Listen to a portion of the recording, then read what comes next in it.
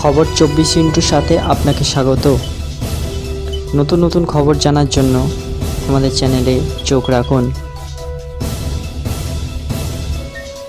বাংলাদেশ নিয়ে উদ্বিগ্ন শেখ হাসিনা। শহীদ বুদ্ধিজীবী দিবসে বাংলাদেশের ক্ষমতাচ্যুত প্রধানমন্ত্রী তথা আওয়ামী লীগের সভাপতি শেখ হাসিনা বিবৃতি দিলেন। তার পুত্র সজীব ওয়াজেদ সেই বিবৃতি পোস্ট করেন। 1971-এর ইতিহাস থেকে বাংলাদেশের বর্তমান পরিস্থিতি বিবৃতিতে সবই তুলে ধরেন হাসিনা। প্রথমে শহীদ বুদ্ধিজীবী দিবসের ইতিহাস বর্ণনা করে শেখ হাসিনা বলেন, আজ 14 ডিসেম্বর শহীদ বুদ্ধিজীবী দিবস। 1971 সালে এদিন বর্বর পাকিস্তানি বাহিনী ও তাদের এদেশীয় দোসর রাজাকার আল বদর আল সামাস বাহিনী বাংলার শ্রেষ্ঠ সন্তান বুদ্ধিজীবীদের নির্মমভাবে হত্যা করে। হানাদার পাকিস্তানি বাহিনী তাদের পরাজয় আসন্ন জেনে বাঙালি জাতিকে মেধাশূন্য করার লক্ষ্যে বুদ্ধিজীবী নিধনের এই পরিকল্পনা করে।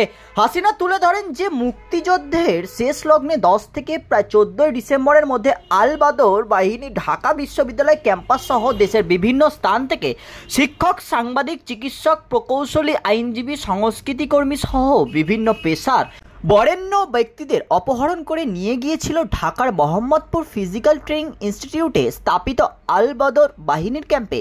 14 ডিসেম্বর নির্মম অত্যাচার করে রায়ের বাজার ও মিরপুরে তাদের হত্যা করা হয়। কারা শহীদ হয়েছিলেন? হাসিনা তার বিবৃতিতে বলেছেন, শহীদ বুদ্ধিজীবীদের মধ্যে রয়েছেন অধ্যাপক মুনীর চৌধুরী, ডক্টর আলমি চৌধুরী সহ বিভিন্ন বিশিষ্ট ব্যক্তিবর্গ। বর্তমানে বাংলাদেশের পরিস্থিতি নিয়ে উদ্বিগ্ন প্রকাশ করেই হাসিনা লিখেছেন, জাতির এক গভীর সংকটময় মুহূর্তে এবছর শহীদ বুদ্ধিজীবী দিবস পালিত হচ্ছে।